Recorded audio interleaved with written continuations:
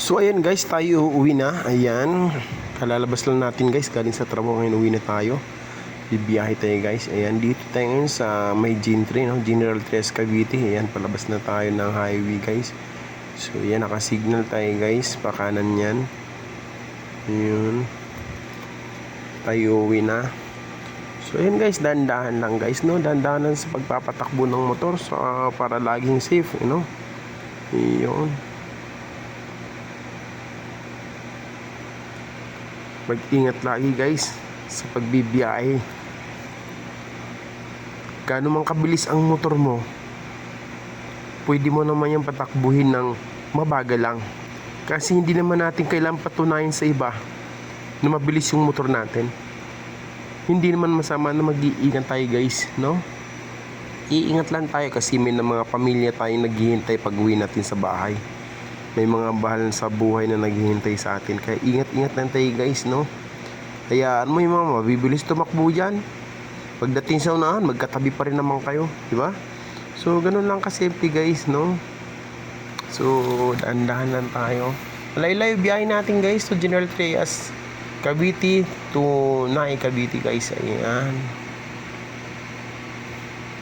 So, maliwanag guys kasi gabi na kasi yan guys, oh. Gabi na. Biyahe natin. Alas 6 ng gabi uwi natin guys. So maayos naman yung takbo natin sa kalsada guys. Wala namang problema ang kalsada guys. Patuloy lang tayo sa pagtakbo guys, you know? Yan. So ganyan lang. Dahan-dahan lang guys, no? Hindi ako nagpapatakbo ng mabilis guys. Mahirap na yung overspeeding.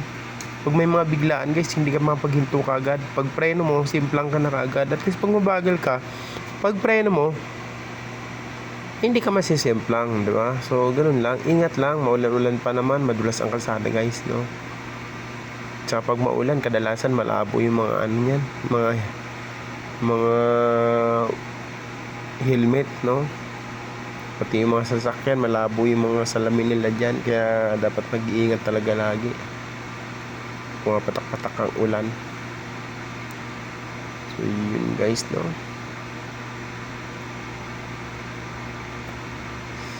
Maluwag ang kalsada guys. Okay ang biyahe natin guys. Maluwag na maluwag. Pagkaraw-araw talaga ginagamit guys, maluwag na maluwag. Ganun talaga yan ang kalsada. Araw-araw yung ginagamit kaya maluwag. So yan guys, no? Patuloy lang tayo sa pagbiyahe guys. Hanggang sa makarating tayo sa ating paruruunan. Isasama natin guys sa Panginoon sa biyahe natin lagi, no? Para lagi tayong mahinahon, maayos at may gabay tayo. Bigyan ng liwanag ang daan natin para hindi tayo maaksidente, no? Ilalayo tayo sa kapamakan. Ayan. So, ganun lang guys, no? Biyahe-biyahe lang.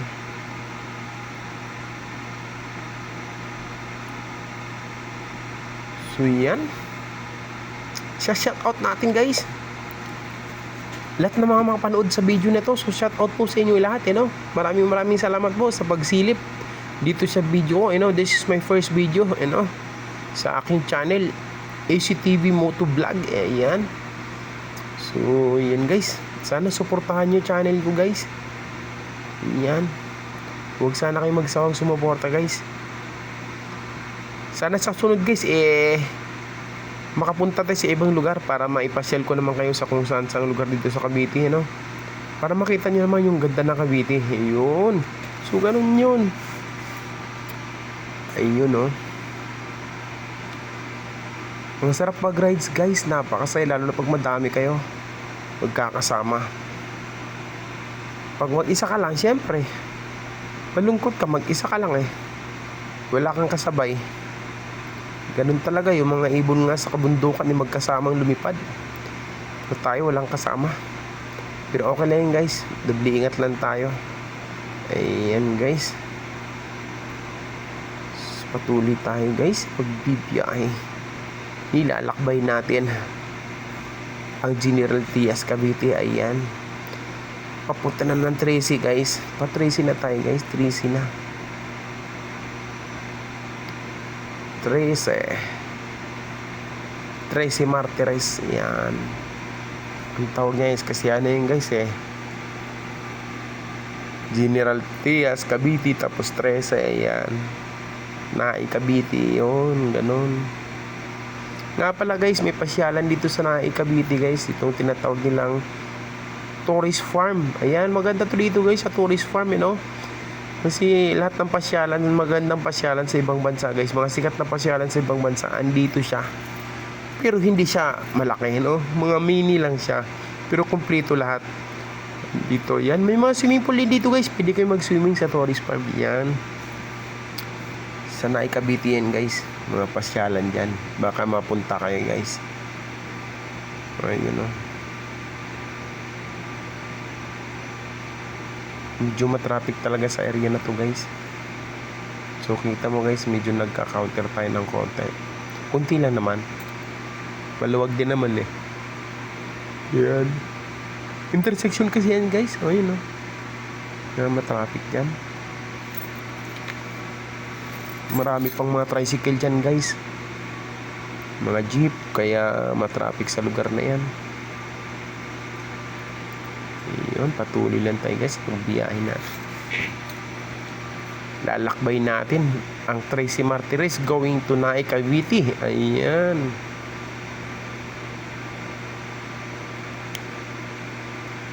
Yan guys.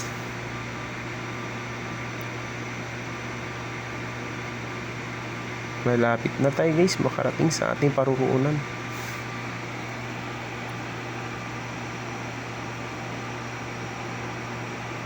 Nga pala guys, kapag ikaw ba nagmumotor, nagra-rides, tapos nakikita mo yung mga plaka na ganyan mga nasusundan mo, bawal ba yun makita? Bawal ba yun makita guys sa video mo? Hindi kasi ako nagtatakip ng mga plaka na nasusundan ko Sa dami-dami ba naman ng mga yan iwan ko lang kung paano mo gawin yan So mahirap Hindi ko na sila tinatakpan, so wala namang ginagawang masama, wala namang tingin reklamo o Kaya hindi naman siguro kailangan yun So ganun lang. Patuloy-tuloy lang tayo sa paglalakbay.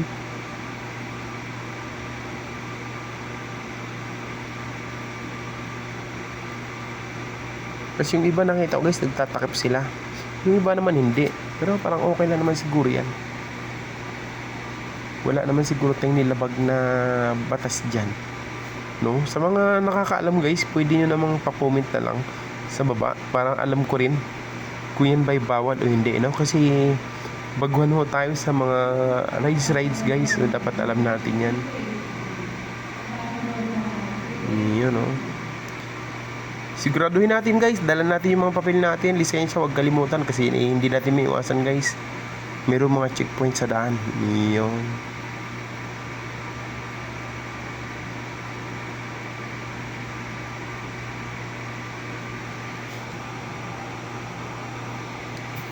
Ito guys, medyo na to, malapit-lapit nito sa Naay Cavite guys. Lapit-lapit na yan.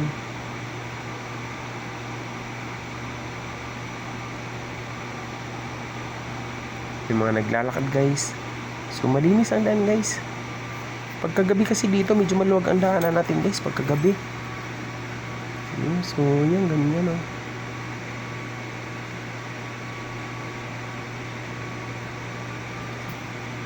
So yan guys, hanggang dito na lang muna yung video natin guys. So shout out po sa lahat ng mga nanonood sa video na to. Ayan, mega loud shout out po sa inyo lahat. At saka maraming salamat po sa inyo. So sundan na lang po natin yung part 2. Kasi sobrang haba yung video natin, baka mainip na ho kayo. Ayan So hanggang dito na lang guys, bye bye.